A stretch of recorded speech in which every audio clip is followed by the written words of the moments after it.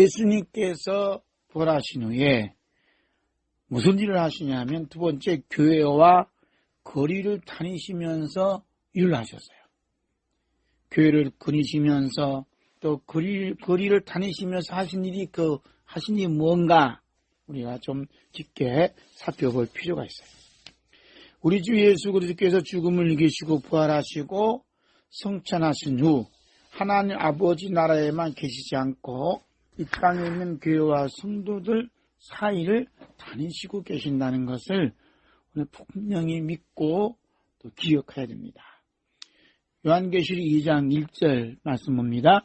에베소 교회 사자에게 편지하기를 오른손에 7뼈를 붙잡고 7금촛대 사이를 다니시니가 가사대.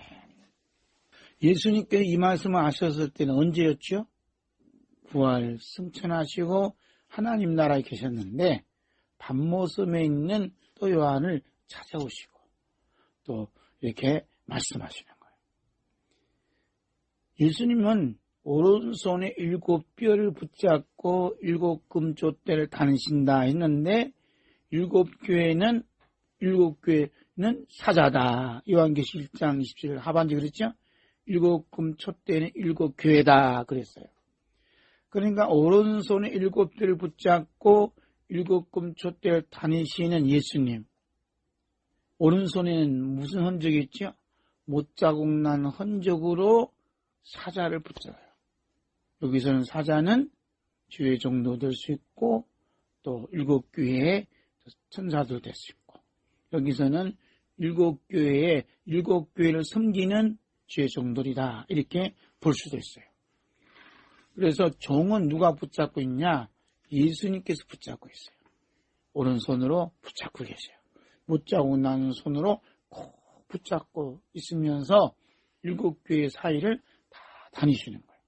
여러분, 우리 주 예수 그리스도께서 부활하신 후에 2000년 전 아시아에 있는 7교회를 다니시듯이 우리 주 예수 그리스도께서 다시 오실 때까지 교회와 성도들 사이를 다니시면서 무슨 일을 하고 계세요?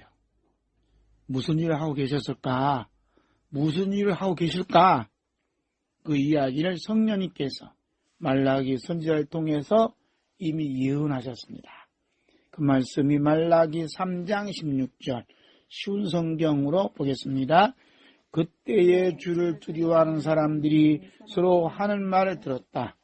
여호와께서 그들의 말을 분명히 들으시고 주를 두려워하는 자와 섬기는 자들의 이름을 책에 적게 하셨다. 여호와께서 그들의 이름을 기억하실 것이다. 아멘.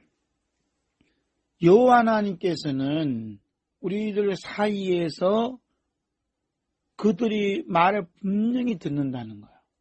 오늘 우리에게 두세 사람이 모여있지만 우리가 하는 대화 내용, 또 말씀을 주고받는 내용, 듣는 내용을 다 듣고 계시다는 거예요.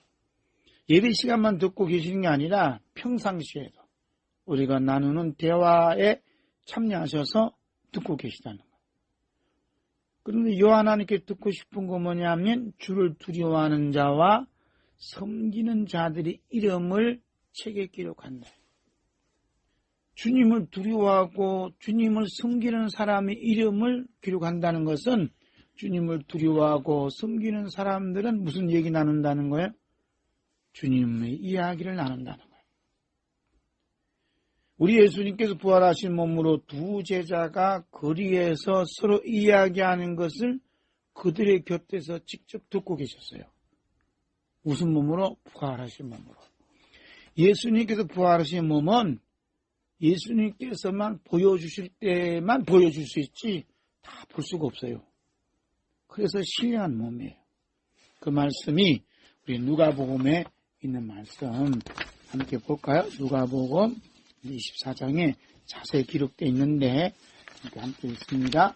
24장 13절부터 그날에 저희 중 둘이 예루살렘에서 25리 되는 엠마오라 하는 촌으로 가면서 이 모든 된 일을 서로 이야기하더라. 저희가 서로 이야기하며 문의할 때에 예수께서 가까이 이르러 저희와 동행하시나 저희의 눈에 가리워져서 그인 줄 알아보지 못하거늘 예수께서 이르시되 너희가 길 가면서 서로 죽고 받고 하는 이야기가 무엇이냐 하시니 두 사람이 슬픈 빛을 띠고 머물러 서더라. 그 한 사람인 글로바라 하는 자가 대답하여 가로되 당신이 예루살렘에 우고하면서 그일 거기서 된 일을 홀로 알지 못하느냐. 가라사대 무슨 일이뇨?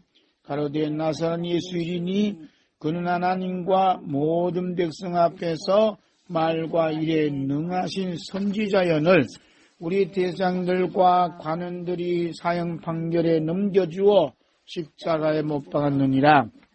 우리는 이 사람이 이스라엘을 구속할 자라고 팔았노라. 이뿐 아니라 일이 된 지가 사흘째요. 또한 우리 중에 어떤 여자들이 우리로 놀라게 하였으니 이는 저희가 새벽에 무덤에 갔다가 그의 시체는 보지 못하고 와서 그가 사라졌다는 천사들의 나타남을 보았답니다. 또 우리와 함께한 자 중에 두어 사람이 무덤에가 과연 여자들의 말한 바와 같음을 보았으나 예수는 보지 못하였느니라 하거늘 가라사대 미련하고 선지자들의 말한 모든 것을 마음에 들이믿는 자들이여 그리스도가 이런 고난을 받고 자기의 영광에 들어가야 할 것이 아니냐 하시고 이에 모세와 및 모든 선지자의 글로 시작하여 모든 성경에 쓴 바 자기에 관한 것을 자세히 설명하시니라. 아멘. 부활하신 예수님께서 지금도 우리가 어디에서 어떤 장소에서든지 모여 우리 주 예수 그리스도를 증거하는 이야기를 듣는 것을 기뻐하는 나머지 그들의 이름을 생명책에 기록하세요. 예수님께서 부활하신 후에 왜 엠마오로 가셨을까? 그 수많은 이스라엘 백성들, 예수님 때문에 축복을 많이 받은 사람들이 있었지만 그들이 하는 이야기는 이 세상에 대한 이야기만 하고 있다는 거예요. 근데 예수님 보니까 딱 자기에 대해서, 자기에 관한 이야기, 십자가에 대한 이야기, 예수님 부활에 대한 이야기를 나눈 사람들은 딱 두 사람이었다는 거예요. 기가 막힌 거 아니에요? 이스라엘 나라 사람들이 그때 많은 사람들이 있었어요. 그런데 중대한 십자가 사건과 부활이 있었는데 그 이야기를 나눈 사람들이 엠마로 하는 두 제자였다. 그래서 곁에서 가지만 제자들이 알아봤다 못 알아봤다? 못 알아봤어요. 처음에는. 다 듣고 계시는 거. 지금도 우리가 이야기하는 내용을 다 듣고 계세요. 과연 우리는 우리 주 예수 그리스도의 십자가와 부활과 다시 오시는 예수님의 이야기를 나누고 있는가? 함께 우리가 곰곰이 내 자신을 돌아봐야 돼요. 아니면 이 세상에서 누리고 있는 부귀영화. 부귀영화가 뭐죠? 재산이 많고 지위가 높고 귀하게 되어서 세상에 드러나 온갖 부귀영화를 누리고 있다. 자기가 이렇게 해서 야 이게 이번에 큰 복을 받았다. 이런 은혜가 있었다. 전부 무슨 얘기요? 자기가 좋아하는 자기의 유익된 이야기만 쭉 늘어나요.